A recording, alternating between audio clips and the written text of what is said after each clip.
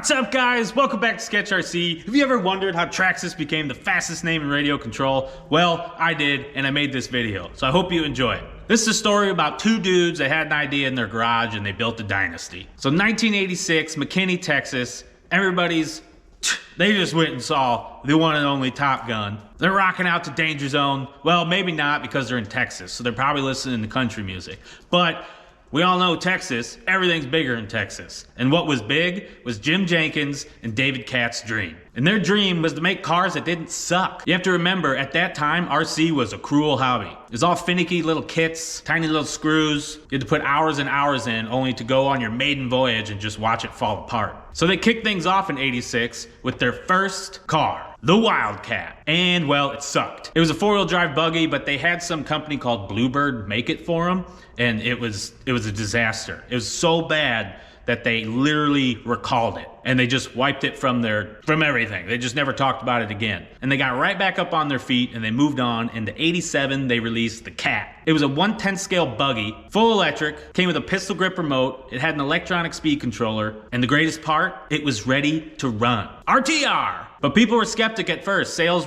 were not doing that good. It was it was the first ready to run, so everybody thought it was a scam. They were very hesitant of it. But word quickly got around that they had a lot of parts available if you broke stuff. And the next thing you know, they were tearing up tracks all over the place. But they had one special little thing, that sticker that had ready to run on it. Well, they were going around slapping it on every box that they sold.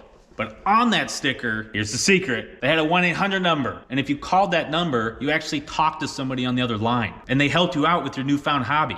They just didn't leave people in the dust. And this just furthermore pushed the sales of the Cat. Then just to make things even better, in '89, they released the Villain Boat. And that just further proved that they could conquer the water. And then the '90s came. In the '90s, well, it was all the roar, nitro roar. They started off in 1992 with the Nitro Hawk, which essentially is what we all know today as the Nitro Rustler, which I'm not quite sure why they got rid of the name Hawk. That sounds way cooler than Rustler. Then '93 hit and they released a 1/5 scale. That's right, you heard me. Traxxas released a 1/5 scale gas buggy. It was two-wheel drive, had skinny front tires, fat back knobby tires, a short wheelbase, and a 23cc Zenoa engine. But it just actually didn't do that well, so they scrapped it. Then off the track, the Jenkins plot, it started to thicken. In '94, Jim, he sold his whole stake in the company straight to Katz, and he walked away from it. But Traxxas Corporation, yes, it's Traxxas Corporation, and this time that's what it was called. Their very first employee, well, it was his son,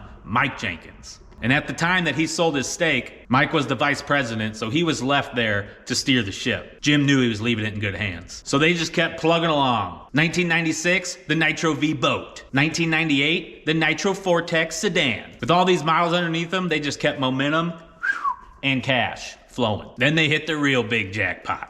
You already know what I'm talking about. In 1999, they released the T-Maxx. It was a nitro-powered monster truck. Had awesome Chevron tires, 8 oil-filled shocks, 3.5 inches of ground clearance. This thing went over 30 miles an hour. It had a 2-speed transmission, and it had reverse. It exploded. Not literally, not the truck.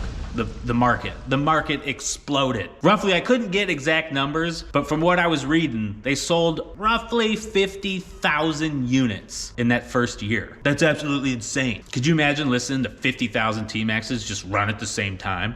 I would hope to make that happen someday. That would be incredible. Then to further cement their monster truck reign, they did the same thing, but electric. The E-Maxx. So by this time, Traxxas, they're just launching straight into orbit. And 2003 rolls around, and Mike, well, he pulls a power move. He buys the entire company right back from David Katz, leaving him to be the sole owner. And what's the first thing he does? He gets corporation out of there, and he just leaves it Traxxas. Lean and mean. As previous VP, he had already been the brain behind the horsepower. But now, he's the sole owner, so he starts pushing it to the limits. And in 2008, he released the Slash. This truck single-handedly ignited the short course fever. It was rugged, fast, and just a fan favorite. Arguably, there's so much in the RC world that was inspired by the Slash, so you gotta give him credit. And they also had the Stampede, the Rustler, the Bandit, a bunch of models that were just piling up the wins. And then 2011 came along, and I don't know, because this wasn't practical at all. I think they were just trying to show off. They released the X01 Supercar, a car that could hit 100 miles an hour right out of the box. What? And this thing came screaming onto the scene, all thanks to the newfound brushless power and TSM, Traxxas Stability Management. So you could actually hone that thing when you're going 100 miles an hour straight. And like I said, it wasn't practical. This wasn't something you could play around with in your cul-de-sac or in your backyard. You had to physically go somewhere and have the space to take it up to those speeds. But it ignited a craze. The need for speed. Then when you thought they couldn't top themselves, in 2015, they released the X-Maxx. Yeah, not much I really need to tell you about that because you probably already own one. Well, she crushes everything in her path. And Mike kept Traxxas blazing. In 2017, he released the TRX-4, a crawler that tackled rocks with scale realism. It was a hit with the slow and steady crowd. He still had boats like the Spartan. Then they released bruisers like the Max or the Wide Max. They even released a drone. Not quite sure how I feel about that one, but they did it. They just kept the lineup roaring. By 2020, they were conquering land, sea, and somewhat the air.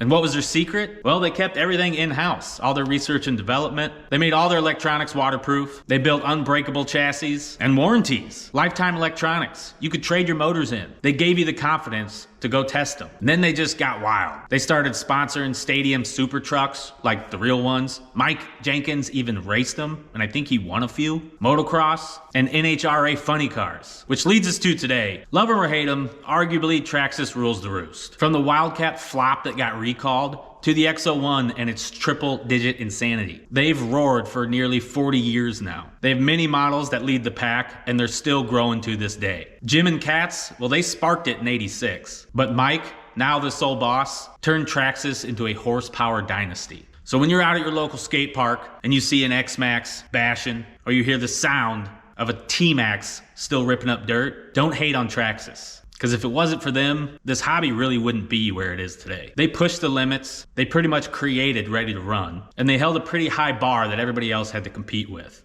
And competition's good, because if it wasn't for Arma, Traxxas might have not have pushed themselves that hard. And if it wasn't for Traxxas already being a juggernaut, Arma probably wouldn't have pushed themselves that hard. Competition's good, guys. We need it, because me, as a consumer, I want the best product possible. And competition, it allows that. And I'm not a Traxxas fanboy. I'm not an Arma fanboy. I'm just an RC fan. And I appreciate them all. So thanks to Traxxas for doing what they did, because it helped to give us the hobby we have today. Hey, real quick, guys, as I'm editing this, I just wanted to throw this in here at the end. First thing is, finding information on this it's not really that easy. I did my best research I could, and I hope you guys enjoyed it, but if I got something wrong, I sincerely do apologize. Second is Traxxas has a lot of models. I think right now, between all their models and variations, they have 50 plus. So yes, I left a lot out. I just kind of threw in the heavy hitters in there. And third, I really like doing these, not only because I get to learn, but I think researching it and stuff is fun. So I plan on doing a lot more. And I'm working on Arma right now. And I also want to do the dark side of Traxxas, of all their litigation and when they were taking Arma to court